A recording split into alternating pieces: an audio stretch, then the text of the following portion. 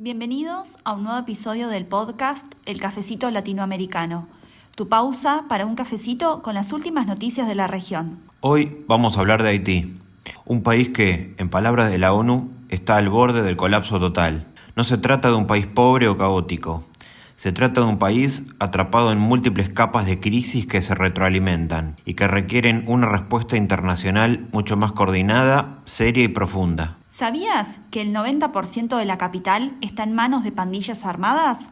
¿Cómo llegó Haití a este punto? ¿Qué pasó para que un estado desaparezca así de rápido? Yo soy Clary. Yo soy Fede. Y somos dos politólogos argentinos interesados y apasionados por la política latinoamericana.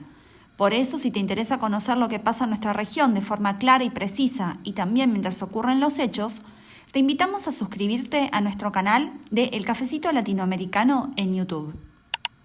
Ahora sí, busca tu cafecito que estamos por comenzar. La política es el arte de lo posible. Instaurar un gobierno de emergencia donde toda Latinoamérica se ve. En Honduras lo del golpe de Estado. Pues gracias, pueblo boliviano. Propiese. no hay plata. Disolver la Asamblea Nacional. Brasil acima de tudo.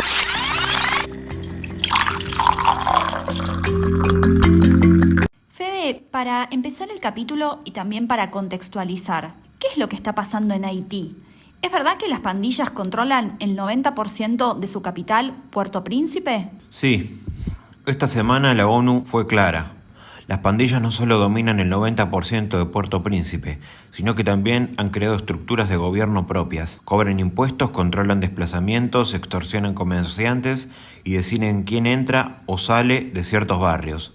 Se calcula que hay más de 200 pandillas activas en el país, pero las más poderosas están unificadas bajo alianzas como el G9, liderado por Jimmy Cherizier, alias Barbecue, un ex policía convertido en uno de los hombres más temidos de Haití. Y la violencia no solo es territorial. Desde el 2023 se registraron más de 3.500 homicidios y 1.600 secuestros, solo en Puerto Príncipe.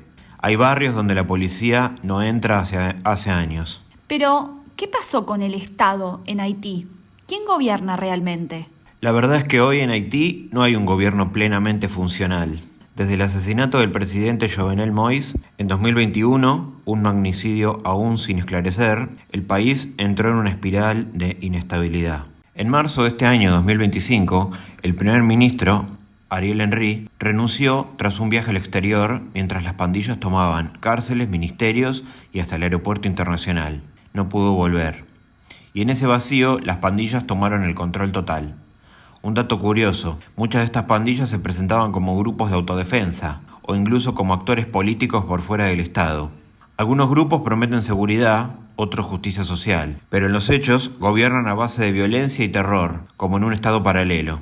Para esto nosotros en Ciencia Política hablamos de que el Estado es el actor que tiene el monopolio de la coacción legítima, y acá no pasa. Exacto, por eso durante muchos años Haití fue clasificado como un estado fallido. ¿Y esto qué quiere decir? Bueno, en realidad ahora los organismos internacionales y el lenguaje humanitario ya no hablan tanto de estado fallido, sí hablan de emergencia compleja, que es un término parecido a estado fallido, y que significa que existe en un determinado país una crisis humanitaria severa en donde se combinan múltiples factores, como por ejemplo cuando el Estado pierde el control territorial y eso lleva al colapso de ese Estado, o cuando existe una situación de violencia durante mucho tiempo, que puede ser un conflicto interno armado, o una guerra, o crimen organizado, y a eso además se le suma inseguridad alimentaria, desplazamientos, problemas sanitarios, etc. O sea, todo lo que hoy pasa en Haití, porque como vos decías, Fede, no hay un gobierno plenamente operativo, y la ausencia de ese Estado, como decías antes, se reemplaza con estos actores armados, las pandillas que controlan la capital y otras zonas. ¿Y cómo se llegó a este punto? ¿Cuál es la raíz del colapso? Bueno, es la misma historia de Haití, que es tan impactante como trágica. Recordemos que Haití fue el primer país de América Latina y el Caribe en lograr su independencia, pero lo hizo a través de una revolución de esclavos en el año 1804. Esa victoria, tan revolucionaria para la época, también de alguna manera lo condenó al aislamiento, porque Francia, que era el país del que se independizó, le impuso bloqueos, castigos económicos e invasiones. Y ese aislamiento de las potencias generaron una pobreza estructural que en realidad Haití nunca pudo revertir y que arrastra hasta el día de hoy. Y durante el siglo XX la situación tampoco mejoró porque las dictaduras de los Duvalier, que duraron casi 30 años entre padre e hijo, militarizaron la sociedad y generó una policía paralela que generó terror en la sociedad por la impunidad con la que se manejaban. Pero cuando volvió la democracia, la situación siguió complicada porque la corrupción, los desastres naturales y las intervenciones internacionales que estaban mal diseñadas dejaron instituciones muy frágiles. ¿Cuál es la situación hoy? El 80% del presupuesto nacional de Haití en los últimos años dependía de la ayuda extranjera. Hoy Haití casi no tiene ingresos propios y con una clase política muy desconectada de la realidad social.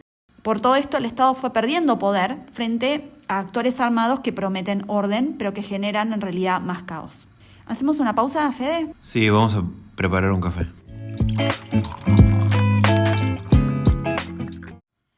Y Fede, para terminar, con todos estos problemas, ¿qué está haciendo la comunidad internacional? ¿Hay una solución a la vista? En teoría sí, pero en la práctica muy poco.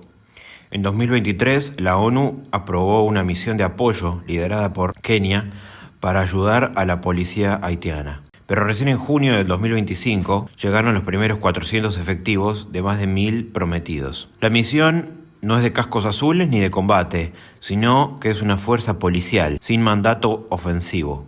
Mientras tanto, las pandillas avanzan y el tiempo se agota. Más de 300.000 personas están desplazadas internamente por la violencia y Médicos Sin Fronteras tuvo que cerrar hospitales porque sus médicos eran secuestrados. Hoy está todo paralizado. No existe el Estado, no hay instituciones, no funciona ni el poder legislativo ni la justicia. Hay una situación humanitaria alarmante y no hay clases porque las escuelas están vacías. La situación es tan anormal que la vida de los haitianos quedó completamente estancada. Y además hay un dato que a veces pasa desapercibido, que es que muchos países que presionan por una solución diplomática han, en paralelo, deportado haitianos en masa en los últimos meses. Uno de los grandes temas que vamos a tener que seguir mirando es qué es lo que pasa, por ejemplo, en uno de los principales destinos de los haitianos, que es Estados Unidos, con el estatus de protección temporal.